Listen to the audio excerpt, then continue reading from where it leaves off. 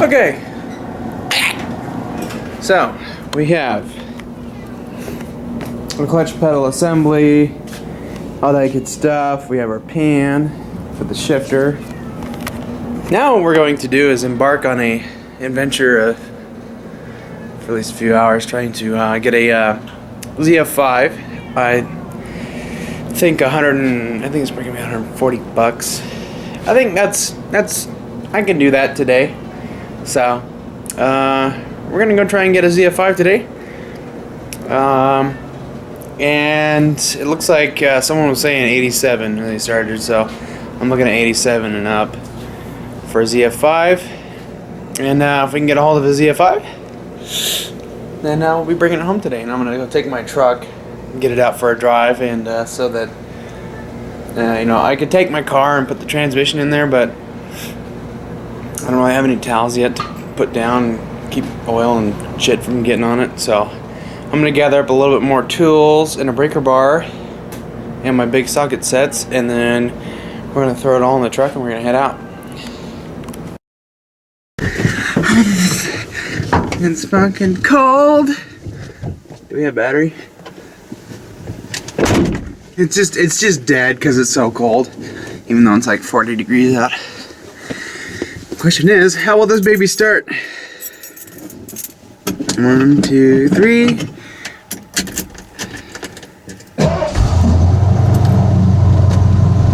It's like whatever, dude.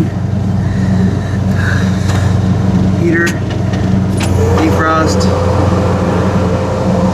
Yeah. Okay, so I'll give this a second to kind of warm up, and we're gonna go to pick up. Oh. Well, bad news. Couldn't find a manual transmission that was worth taking. All the ones that are in the older trucks, like this one here, they're junk. They're all taken apart, and obviously something wasn't right with them. I mean, obviously, if you take something apart and you see everything's good and you take it, fuck it. But the one I looked at, they had the top plate off of it, and it looks like maybe it was an S-Rod or something like that. It was an older one, older 4-speed. And all the gears and everything looked good in there, and I really couldn't find anything that was wrong with it. I mean, there was like no wear on the gears. They were like mint. And so I'm like, why wouldn't you take that? If that's, what you need, or if you're just taking it apart to take it apart and be an asshole about it and not put it back together or whatever. Anyways, I didn't want an S-Rod or a Mazda 5-speed, which is what I found. I found one of those, but some asshole took the tail housing off of it, and it was for a 2-wheel drive truck, so that transmission is an option, but I could have taken it. It was just dangling there in the truck. I could have easily just picked it up and threw it in my wheelbarrow that I took, that I had out there.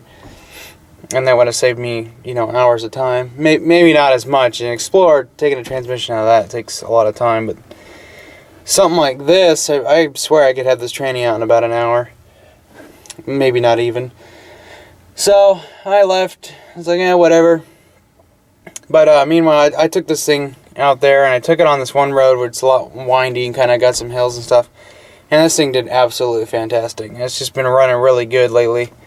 I don't know if I've mentioned this in videos before, but I took out the 70 jets, the size 70. I put my 64s back in that originally came with this truck, but I didn't change the idle mixture. I kept it the same as it was with the 70 jets, which was actually turned in pretty lean. Or turned in all the way, but backed out half a turn. Yeah, I think that's what I did. And I kept it at that because it was running really smooth like that. And it's backed out half a turn on both sides, by the way. So I did the same thing with the 64s, and I haven't had to adjust the carburetor at all after that. I maybe set the idle a little bit higher so that when I have the accessories on, it doesn't really bog it down. So it probably idles at about 1,000 RPMs, 900 to 1,000, which is okay. But as soon as you put it in drive, it goes down to 575. But it's just been running really good, and I think it's been getting really good gas mileage with the 64s. Even going up the hills, my gas gauge it doesn't do this as you drive. That's what the 70 jets were doing, man. It was just like full tank, and then I went to work, and I'm right here. So, kind calculated the fuel mileage. I wouldn't put gas in. I've got a full tank now. I just took the keys out. I did, let's see, I filled up at 62, or actually 61.90. Yeah, 61,090.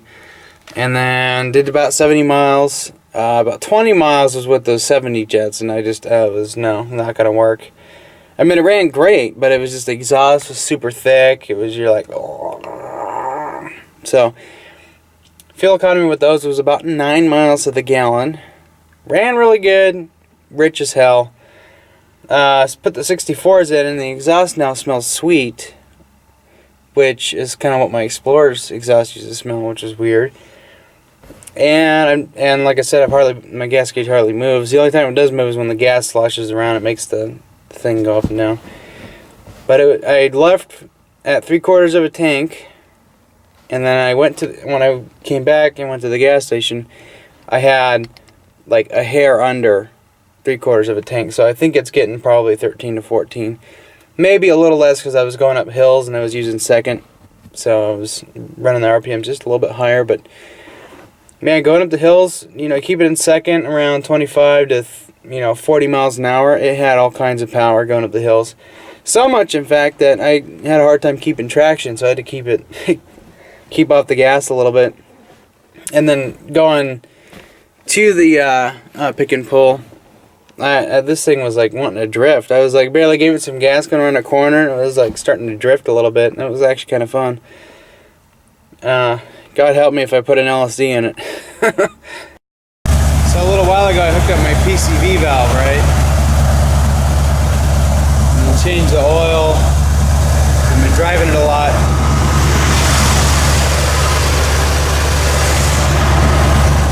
No more steamy blow-by. That's all it was. Doesn't have any nasty blow-by. That's awesome. Whew. I was freaking out. I thought it was getting milky. I thought it was a head gasket, but it's beautiful. I'll show you the water temp.